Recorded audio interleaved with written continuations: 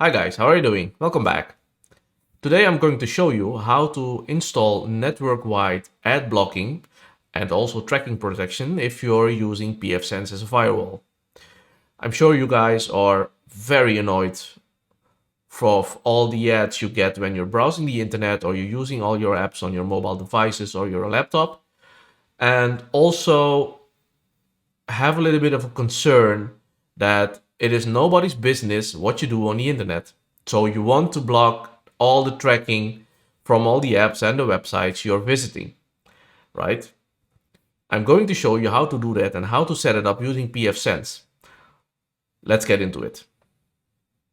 Now, a few years back, I wrote a blog article about how to install pfBlocker-NG as an add-on on pfSense. Now, this is exactly the method I'm going to demonstrate in this video, because even if this blog article is now about 2 years, a little more than 2 years old, the basic principle is still the same. Of course, pfSense have, since 2 years, pfSense has been updated several times, pfBlocker-NG as well, so there are some settings and some things to consider. That's exactly what I will show you in this video. So what pfBlocker-NG basically does, it's an DNS-based sinkhole you're creating on your pfSense. That means that if there is advertisement, if there is a tracker coming from the internet, which is based on a specific domain, now you will be able to filter that domain out using pfBlocker-NG and protect that traffic coming into your network. So that ad won't be able to enter your network because it will not be resolved because it's DNS based. And when the DNS name is blocked on your firewall using pfBlocker-NG, that ad will not be displayed on the devices in your network. So that's what we're going to do with pfBlocker-NG. And a very important thing to remind is this is not a 100% solution. So this will not protect every ad or tracker entering your network. This is only working, it will only work on the DNS-based ads and the DNS-based trackers. Fortunately, those are the majority of trackers and ads being served on the internet today. So this will filter a lot of those annoying ads and those annoying trackers and those annoying malware websites entering your network. Let me show you how. So this is my virtual pfSense running on VMware. I recently did a video on how to set it up on VMware. If you missed that video, I will leave a link in the description below. You can check it out. Now, the first thing to do is install pfBlocker-NG. For that, we have to go to the system option in the menu and click on Package Manager. It will automatically switch to the Install Packages tab. Well, in my case, I only have the OpenVM tools installed. What we need to do is install the pfBlocker-NG package. So click on the available packages, give it a minute to populate because it has to reach out to the internet and get all the packages which are available. As you can see here, I will just enter pfBlocker in the search term and click on search. So you will see there are two packages. One is the development branch and one is the GA branch. And as of date, we can install the normal one, the pfBlocker-NG branch one. So click on install and it will ask you to confirm, and let's do that. Give this a minute to complete. Don't close this tab, don't refresh the window, just let it do its thing. When it's installed, you will see a message that it has been completely and successfully installed. Let's wait for that. And there it is. pfBlocker is successfully installed on my pfSense firewall. The first step is, let's go to firewall. If you click on the firewall menu option, you will see that there is a pfBlocker-NG entry there now. If we click on that, a wizard will start. So let's set up the wizard. So the first step is to click on next. You click on next. And the caution before proceeding, yes, we know, because when we go through the wizard, all previous settings you have for pfBlocker-NG, if you had it previously installed on your pfSense, they will be overwritten. Now click on next. As you can see here, you need to select the component. You need to select interfaces basically where pfBlocker will be active. Now the inbound firewall interface, those are the interface where your internet is coming from. In this case, it's my WAN. It's automatically selected because that's one of the inbound interfaces. The inbound interface is basically the interface where traffic is coming in from the internet. And the outbound interface, that's the LAN. So for example, if you have multiple WAN connections on your pfSense firewall, this is the place to select them, to select all of them. And for the outbound firewall interface, if you have multiple VLANs defined on your pfSense, which are also being used for internal traffic, well, you can select all those VLANs here as well. Now, if you have selected the correct interfaces, click on Next. You will see a VIP address. This is basically an IP address which is being used for the web server running on pfBlocker-NG package. And well, this web server, what it basically does, it will serve up a website if the net it's blocked. Just leave it as it is. Only make sure that the IP address here is not already being used in your network. The rest of the settings, you can leave it as it is. Click on Next. And that's it basically. If you click on Finish, the wizard will complete and we will be presented with the PFBlocker interface. Let's go to the setup and the configuration of pfBlocker-NG, starting from the general option. In the generals tab, I don't change anything. I just leave everything default. I think it's best to leave it default unless you need to change some specific settings here. For the log settings, make sure that you have enough log space if you increase the number of log entries. You need to make sure that there is enough storage on your pfSense firewall to store those log files. So in this tab, I basically don't change anything. The first thing I do is go to the IP tab and then scroll to the bottom of the page. I leave everything here default and I enable the kill state option. The kill state option will make sure that if pfBlocker updates a IP block list and there is a new IP in there, and that new IP has an active connection into my internal network, there is a session through the firewall, it will immediately kill that IP address because now that IP address is being blocked. So enable this one, click on Save, and I won't reload it for now. I will reload the configuration afterwards. Another interesting thing on the IP tab here is the MaxBind GeoIP configuration. Using a license key from MaxBind, you can enable GeoIP blocking. That means you can block specific countries. You can block communication from or to specific countries. As you can see here, if you enable it, then go to the GeoIP option here, and now you can block out countries. It says here already, MaxBind is required in order to make this function correctly. And then the interesting part here is, of course, the IPv4 or the IPv6 lists, because IPv4 and IPv6, I'm only using IPv4 by the way. These are the places, this is a place where you can add IPv list, block list based on IPv4 addresses or block list based on IPv6 addresses. How to add those lists, I will get to that in a minute. Let's go to the DNSBL tab, because this is a tab which has settings specifically for blocking ads or tracking from the internet. So what we are doing here is, this is of course enabled if you run through the wizard, and there are some settings we need to change here because we don't want to run it in the unbound mode anymore. We want to run it in the new unbound Python mode. This mode ensures it's faster. It's basically better in every way for blocking ads using unbound on your pfSense firewall as a DNS resolver, and then on top of that adding pfBlocker-NG and doing that ad blocking and the tracking protection. So change the DNSBL mode to unbound Python mode. Very important. Now, if we have done that, we are going to enable wildcard blocking here as well, because wildcard blocking will make sure that if there is a specific domain in a block list, then we want to block, in my case, I would like to block the rest of the domains which are related to that top level one, right? So if I have, for example, if I had a domain there which is advertisement.com, and if I enable this, then every subdomain on advertisement.com will be blocked.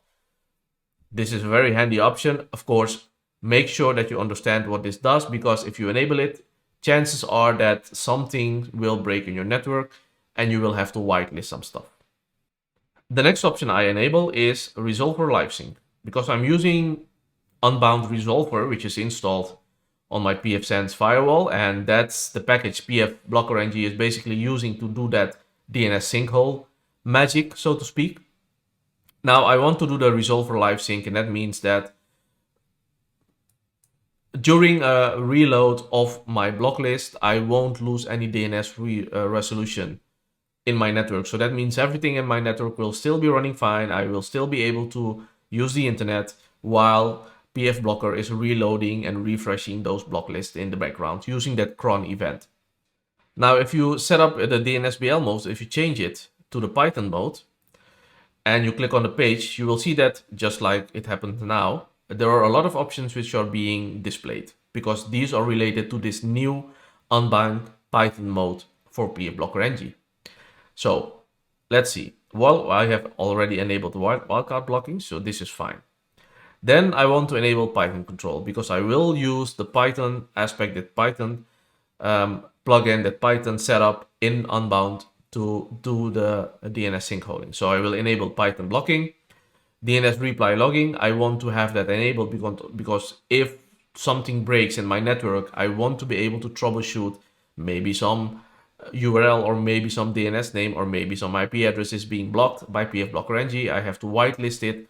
I want to make sure that pfBlocker is registering and logging those entries so I can go through them and whitelist what I need. Now, the second one is DNSBL blogging. Of course, we will have that enabled because we are using DNSBL in Python mode. Let's have that enabled and leave it as it is. The host modes, I have that enabled as well. It's enabled from, basically, if you change the option here from unbound mode to the Python mode, it will be enabled. I leave it as it is. And then you have the TLD allow. I'm not using that option. I don't think it's something for basic use. If it's some specific setting you're looking for regarding TLDs to allow top level domain names, well, this is maybe an option you will use. I'm not using this. IDN blocking, I'm not doing that as well. And then we have the regex blocking. The regex, I am using that because there are some regular expressions I use to block out some communication or some ads, some networks, some domain names. So I will enable it. It's very powerful. You have to make sure that when you create regular expressions yourself, well, make sure they work as you expect them to work, because this is very powerful, but also can break a lot of things in your network if misused. Then I also enable the CNAME validation, because sometimes a host name is just a pointer to another name. It's a CNAME to another name. And this is the option in pfBlockerNG, which will do that validation and make sure that an advertising network is not getting by using CNAMEs. The no AA, the 4 A's, I don't use that because I'm blocking all the IPv6 communication in my network. Of course, in your case, it may be different. So read through the explanation here. And then I say I want to enable the Python group policy functionality to allow certain local IPs to bypass DNSBL. What this does is, if I enable it, now I can enter specific IP addresses for clients in my network, and those IP addresses will be bypassed, will have a bypass from the DNSBL option. So those IP addresses will be able, those clients with those IP addresses will be able to reach out to everything to the internet. pfBlockerNG will not block ads or tracking or communication to those IPs in your internal network. This is very handy if you want to troubleshoot. What I use it for is I have set up like 2 IP addresses in my network, which I have entered in this Python group policy, because this option is here. As you can see here, if you scroll, this is the bypass IP section. You can just enter, what I've done, I have just entered 2 IP addresses here. If I need to troubleshoot something and I suspect that it's pfBlocker related, but I'm not sure, what I can do is I can just assign those IP addresses, which I enter here. These are in my local network. I can assign those IP addresses to the clients I'm testing from. And now I'm sure that without disabling pfBlockerNG on pfSense, the IP address will just bypass the pfBlockerNG functionality. Very handy. So make sure you enable this and think about IP addresses you want to exclude from the pfBlockerNG feature. You can leave it blank as well or enter here an IP. Now, as you scroll down, you can see this is the regular expression list. Here you are able to add regular expressions which will then be blocked by pfBlockerNG. If you're not using this option, you can leave it blank. But if you're using it, this is the place to enter those regular expressions.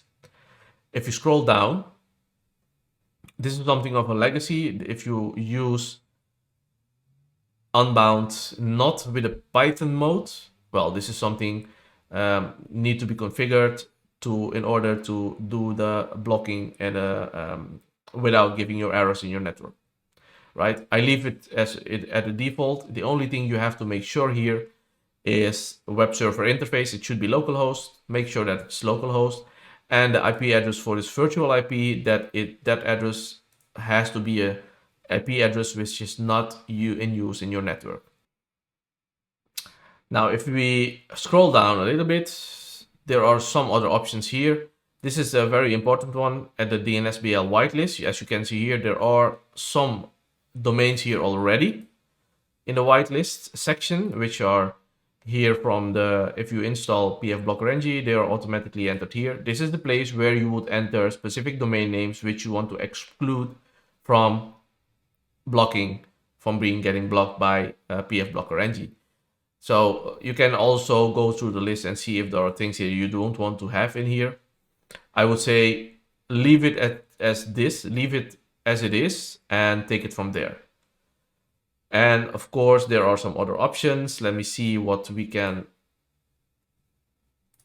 the list action. So go to the DNSBL IP section, and now this is the place where we have to tell the pfBlockerNG what to do again with communication. Because if the specific domain is on a block list, what do you want pfBlocker to do? To tell pfSense to do. Basically, it will say, okay, if it's disabled, nothing will happen. But you can say, I want to deny both. That means that if there is communication from that malicious domain from the internet into my network, that will get blocked. But also, if I have something on my internal network trying to reach that external domain name, and that external domain name is on a block list, that communication will be blocked as well if you select deny both.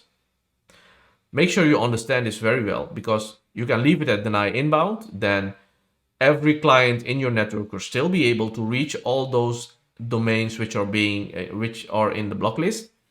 I leave it at deny both because I don't want any communications going to domain names which are in my block lists.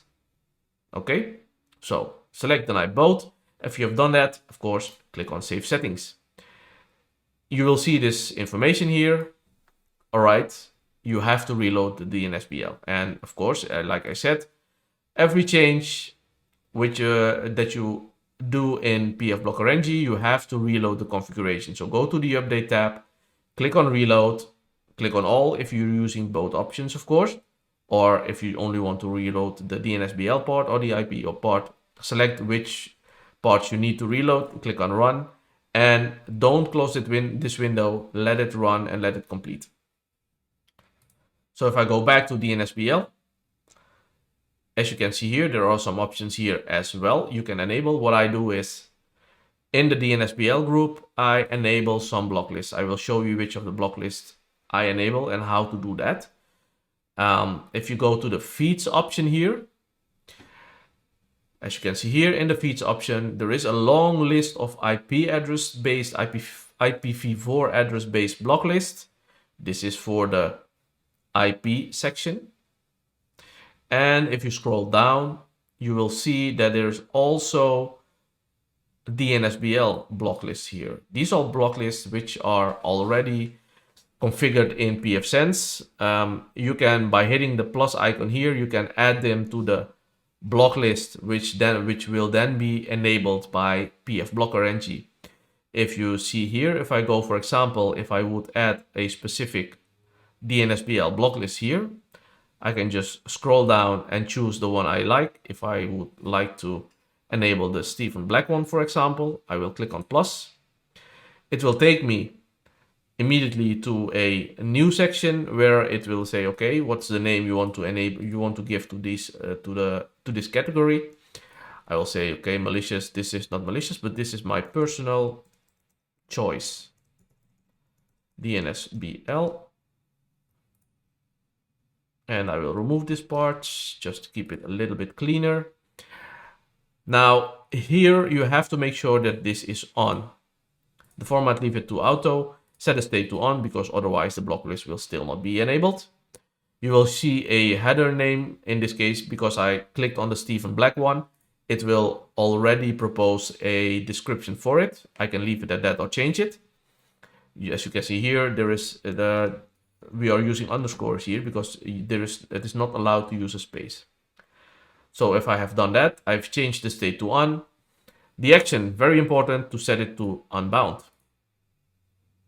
Because now pfBlocker, when it will update this block list, it will get the block list and inject it into unbound, telling unbound not to resolve the domain names which are in this block list. That's the way it works. Update frequency once a day, that's fine. You can change it, of course, if you need to. And then we can say, all right, everything is looking okay. And I will change this option, the logging mode, I will change it to null blocking. But with the logging option, because we want to be able to see if something is blocked from pfBlocker-NG and if it's sitting in this block list, for example. So I will change the logging blocking mode to null blocking. And that's basically everything. Click on save. It will immediately say, all right, it has saved the configuration. And what do we need to do? We need to reload it. Go to the update tab, click on reload for DNSBL, click on run. And let's monitor the output here. As you can see, it's running very fast. But if I scroll down, scroll up a little bit, you can see that it has actually updated the DNSBL list with the Stephen Black block list I added. That's nice. So if I go now to my DNSBL tab, I click on DNSBL groups, I will see it has created a specific category for the block list I added. I renamed that to personal choice. I can, of course, edit this one. If I edit this one, I will see that the Stephen Black blacklist is there. It's on, it's enabled, and this is the place it's configured. So I have, if I click on the DNSBL groups, I can see I have 2 groups, and every block list you add will basically be added to a DNSBL group, and the groups are found here, and you can enable or disable DNSBL groups in this tab. The DNSBL category, of course, this is also very interesting. Basically, I don't use this because I have a specific block list in the DNSBL group, so I don't block categories. What I do use is the DNSBL safe search, but then I don't enable the safe search. But what I do use is the DOH/DOT blocking, because I don't want my clients in my internal network to bypass my DNS server, my pfSense DNS server. So I don't want them using DOH or DOT servers. I always want them using my pfSense DNS server, and that way I can be in control of what domains I need to block using pfBlocker-NG for entering my network. Now, if I enable this, I am able to select a very long list of DOH and DOT servers here. What I do is just select all of them and click on save. And then, of course, reload. Go to the update option, click on reload, click on DNSBL, and click on run. And wait for it to complete. Then there is the reports tab. This is a very important tab because this is the place where you will see what communication, which domains or IP addresses are being blocked by pfBlocker-NG. As you can see here, I have already a Windows desktop running, which is using this pfSense server as a DNS server. And as you can see here, because I have added that Stephen Black block list and enabled it, there are some domains in there which is blocking some telemetry from my desktop. This desktop is only running Firefox at the moment, and you can already see pfBlockerNG is blocking communications to the telemetry domain name for Firefox. This is a place you will visit a lot if you need to do troubleshooting, because you're expecting that because of running pfBlockerNG, some communication is being blocked, some app is not functioning in your network, or something is broken for the internet, or you cannot visit a specific website. Well, this is the place to be. Go to the reports tab in pfBlockerNG, go to the alerts tab, and then you can see which things are being blocked. So if I go back to the Firefox website, and if I open up CNN.com, that is a very well-known news website, but also they do a lot of tracking and ads in there. If I click on enter, as you can see here, there are some things being blocked already because I'm not seeing ads here. There should be ads here. If I go back to my pfSense firewall, I go back to reports and alerts and refresh the alerts, you can see that a lot of domains are being blocked using the block list I added. This is the Steven blacklist. The Steven blacklist has some specific domains in there, which is telling pfSense and pfBlockerNG you should block all communications to this domain, or to this domain, for example, or to the ad domain of Google, for example. So for example, if I would like to whitelist one of these domains, I will click on the plus icon. Immediately I will get a pop-up saying, all right, do you want to whitelist this domain? Yes, I want to do that. Then you can add the option to wildcard whitelist the domain. If I do it for the Outbrain one, you can see it will describe everything regarding outbrain.com will be whitelisted, or I can just go ahead and whitelist the domain or the subdomain I actually selected. If I click on whitelist, I can add a description. If I click on yes, I will say YouTube test whitelists. Let's click on OK. Give it a minute, and as you can see here, it says it has removed that domain from the DNSBL list. Now, if I go back to DNSBL, I can check if it's correct. So if I scroll down to my DNSBL whitelist, at the bottom of the whitelist, there should be some new entries regarding my whitelisting of that specific domain. You can see here it has whitelisted that domain and also the www one, and the description I added, it has made a description on the same line, so I can know for future references why I whitelisted that domain name. Of course, when you whitelist something, when you change something in pfBlockerNG, go to the update and then reload everything and make sure that the configuration and that whitelisting or blacklisting for the matter is being applied immediately. Now that's the part for whitelisting a domain. What if you would want to blacklist a domain? Well, that's easy. Go to the DNSBL tab, go to the DNSBL groups, open up one of your domain categories, one of your groups, open it up, scroll to the bottom.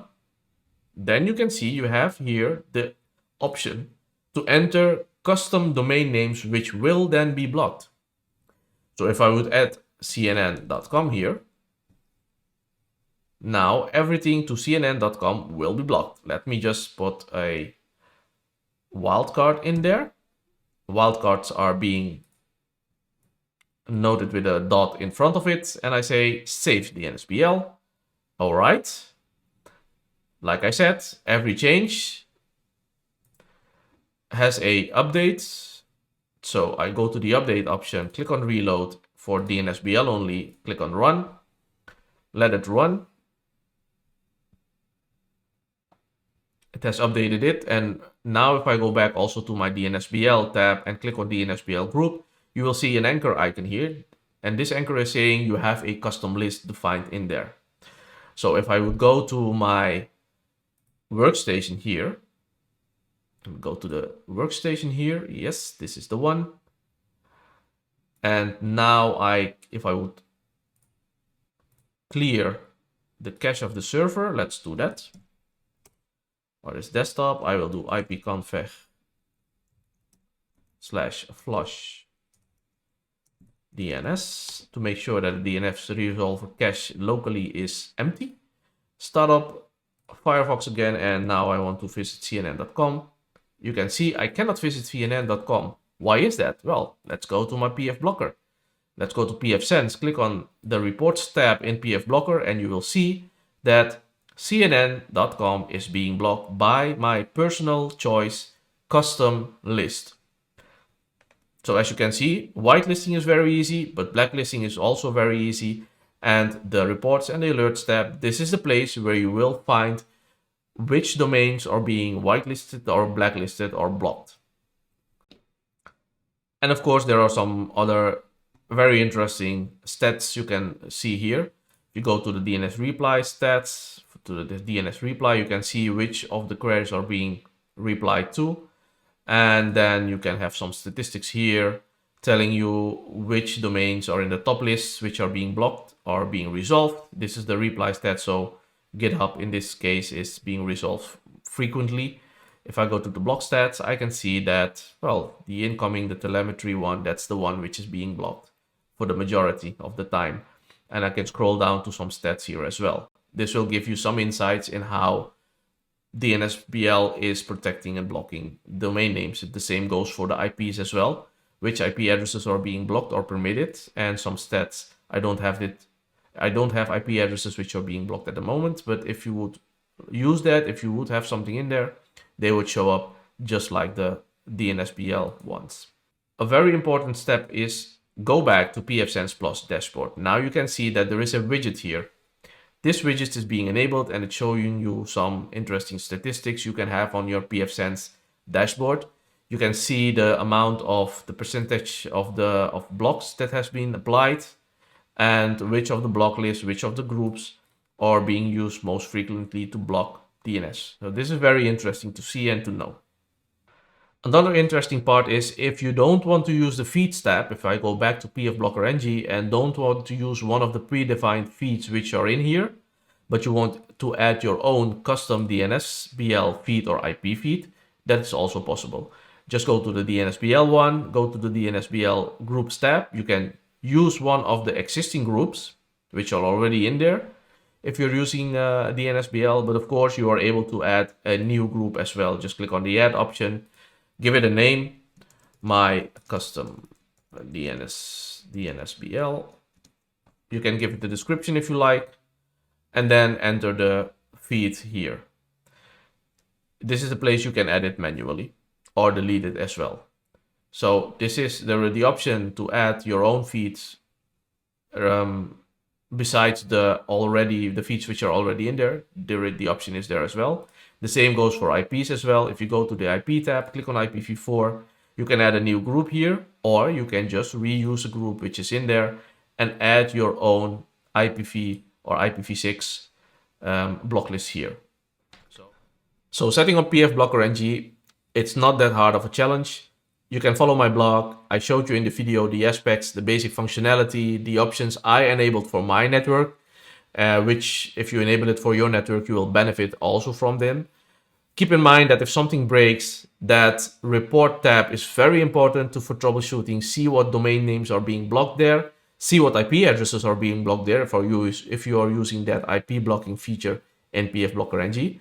And I think this is something very important to think about in today's day and age, where every big company with their own app, with their websites, is trying to get your information, to see what you're doing on the internet. Well, using pfBlockerNG, using that DNS blocking sinkhole, that DNS sinkhole functionality, you are able to get back some of that privacy. You are able to block those ads which you're not asking for in entering your network. If you have questions, as always, just leave them in a comment. I will try to get back to them ASAP. Don't forget to like and to subscribe to my channel, and I will see you guys soon. Bye.